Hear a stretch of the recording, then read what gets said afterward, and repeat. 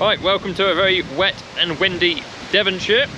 Now today we are housing all of our young stock. So you would have seen in the last video me and Craig getting the sheds ready, which are down there. If you can see the top of them. They're all ready for the cattle to go in. We've got 116 young stock that we're going to get into the yard. They need worming, so we're going to worm them. We're going to have all their backs clipped, tails shaved, so they're clean before they go in. And they need allocating to either one of the 3 sheds that we bedded up and fed yesterday, or they're in a group of breeding heifers which are going to come home, and there's one animal that is in none of those 4 groups, and that's also coming home to be finished as like a farm store, whatever. So they're currently in 2 groups over here. John's gone behind me down this track to get the larger of the 2 groups. So there's 85 in that group, there's 31 in another group. We're going to leave those till after lunch. They might as well stand outside in the field rather than stand on the concrete and wait. Craig's around here somewhere on the quad bike, and we've got Charlie and a PhD student as well to help us. So we'll get them in and see if we can get them rattled through the crush fairly quickly and in the sheds. Once we've done these today, everything cattle wise will be indoors apart from 15 fat cattle that we're feeding on a hard standing outside. They're going to go. Yeah, winter's here. Now we would also like to jab these calves for Bravoxin, which covers them against clostridial disease. It's a bit like Heptavac, but it's a bit tricky to get hold of at the moment, and we've managed to get enough to give the second dose to the dairy cross calves we've got at home, because we jabbed those about 3 weeks ago.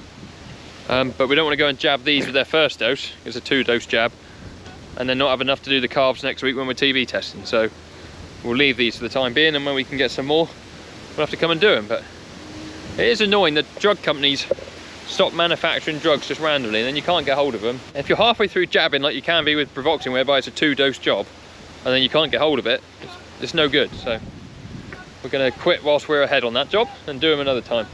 Hello, calves. Onwards, that way. Go on, into the sheds. Just with the old herdsman here. Old?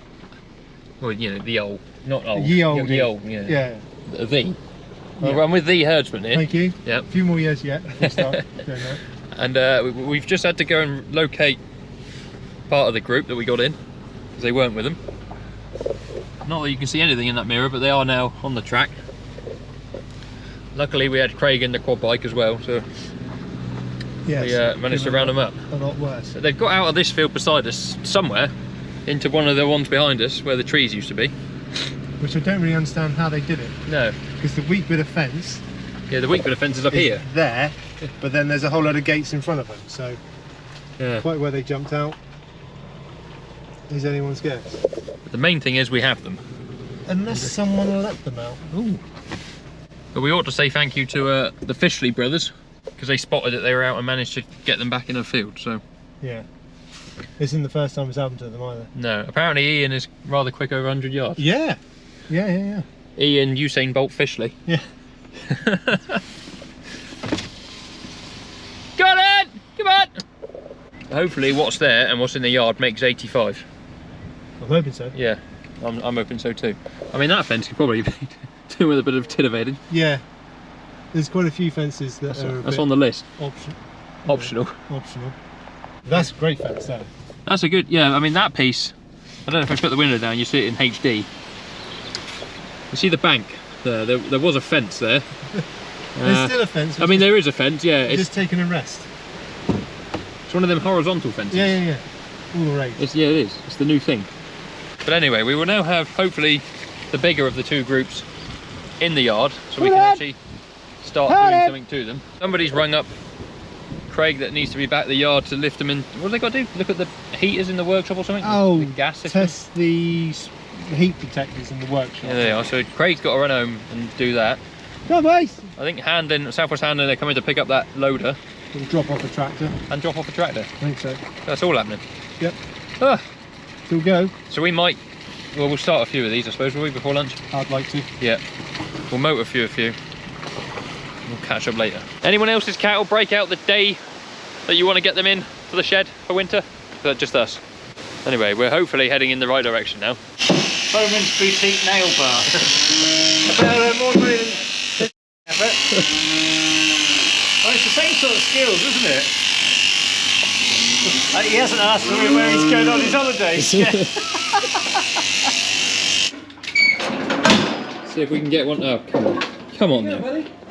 The door is open. Good catch, Mr. LeGrice. There we go. Phil will give him a scan and his number will come up here. 2527. He's 302 kilograms. So they're getting a dose of wormer noromectin through our Te Pari gun. So you plumb in the weight on here. And then it's all preset to 1 mil per 10 kilos of body weight. And you tell it whatever it is and it just works it out. Successfully applied, Phil? Yeah, it's gone beautifully. 363 kilos. There he is. And we have got one that automatically does that. Yeah, so this is the easy dose gun. We have also got the Revolution dosing gun. Green. This has also got the end on that you would use for worming sheep orally. And it's got the smaller barrel. Because I wasn't set up properly, really we should have the 70 mil barrel on. Back home we have got a bigger barrel, so you can do up to 70 mil in one hit. And we've also got a nozzle that sort of sprays rather than does it in a block. These are big one. 384. 2496. So as they're coming through here, they're obviously getting wormer. John's clipping them back. We're then putting them in their shed groups out here, and then once we're done we'll run them out into the sheds. We did the first 85 yesterday, so just 30 to do this morning. And then we've got 26 in that shed that we're going to take home in the box that will live back home with us.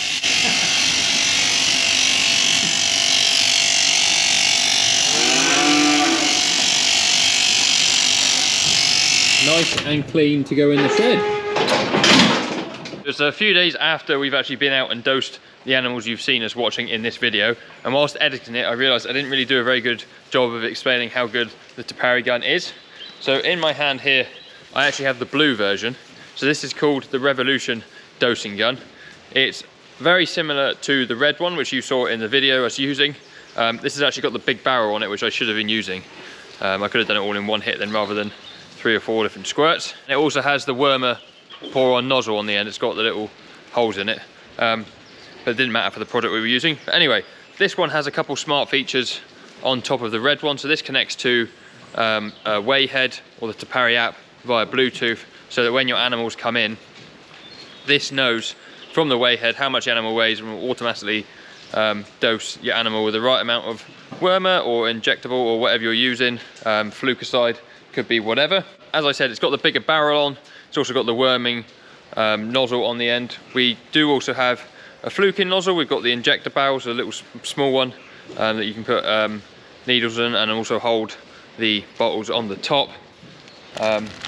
It comes in a pack with all the relevant goodies you will ever need to use it, as well as a charging pack for the batteries that are situated here in the bottom. Batteries, you put them in the charger obviously to charge them up, and then just slot them into the gun underneath like so, like that. All the instructions and paperwork come in the box. If you order a blue one like this, they come in a very nice padded box. It's a carry case where you carry around the farm with you as you use it in various places. Now Te Pari are a company that I work with, so these guns have been sponsored to us.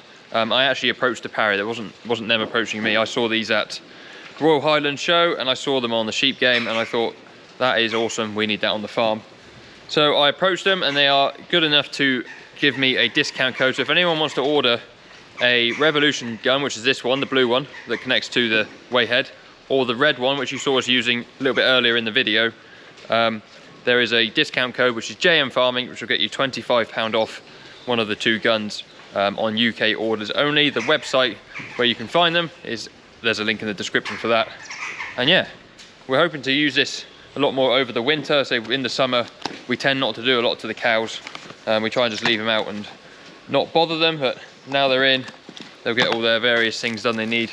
Backs clipping, all their vaccines, fluking, worming, whatever we need to do. And we'll be using these Te Pari products to do so. So thank you Te Pari. As I say, they're brilliant to deal with. If you have any questions, do send them a message. using the link below, and I'm sure they can help you out. You won't believe it, but it's raining again. Just getting these cows in their sheds. This is the green shed. These guys all happily settled in overnight. Like I was saying earlier, we did the bulk of them yesterday. We did 85 yesterday, which just left 31 to do today. So these all had their tails clipped and were wormed and weighed and in here for last night. This group was still outside overnight. There's Paolo. Paolo was born right there. Was he there or was he there? He might have been there. What are you saying? Did they, unless they had that extra last year as a group? Or perhaps we left him there overnight. We left him. Or we left him up there. Yeah. He was born in this shed anyway. Yes. I think we're splitting hairs here. The record state, he was born in this shed.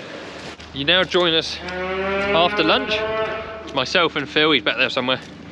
Have come over to pick up the breeding heifers that we picked out. So the 3 groups that are now in their sheds are in their final groups now for the winter. And then we've just run all the heifers out into the handling system.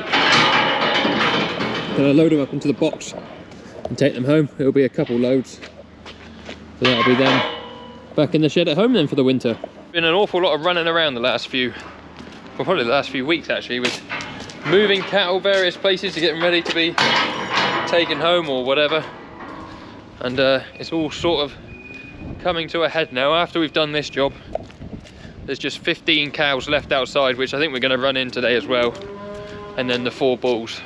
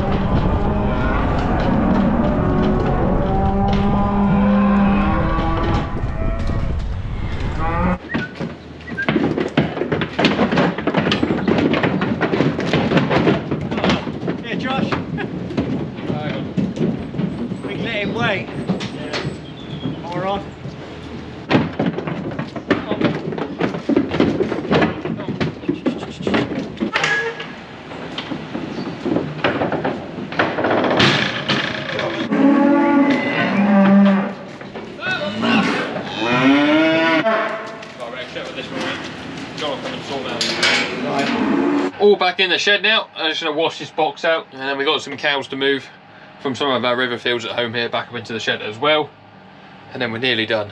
We'll nearly be on 100% winter routine then. Oh goodness me. You know when you get lost in the job you're doing?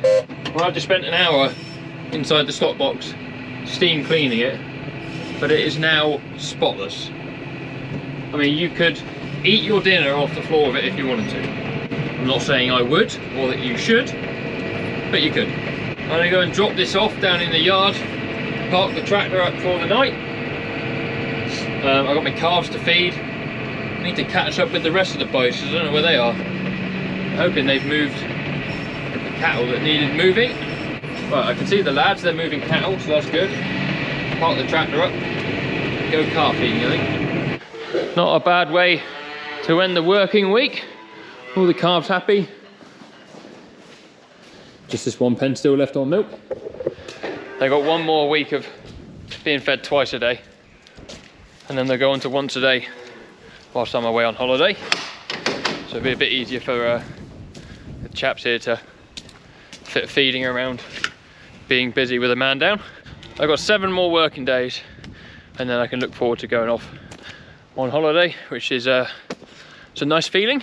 I hope you've enjoyed today's video. If you're after any merch, I know it's getting cold now, so beanies and whatever, do have a look at the link below. If you buy it whilst I'm away, I'm afraid you just have to wait until I'm home. I will post it first class whenever I'm back. But yeah, head down in the description, check out all the links down there. Thank you to Mason's Kings for being today's video sponsor. Give the video a thumbs up, subscribe to the channel if you haven't already, and we'll see you on the next one. Cheerio.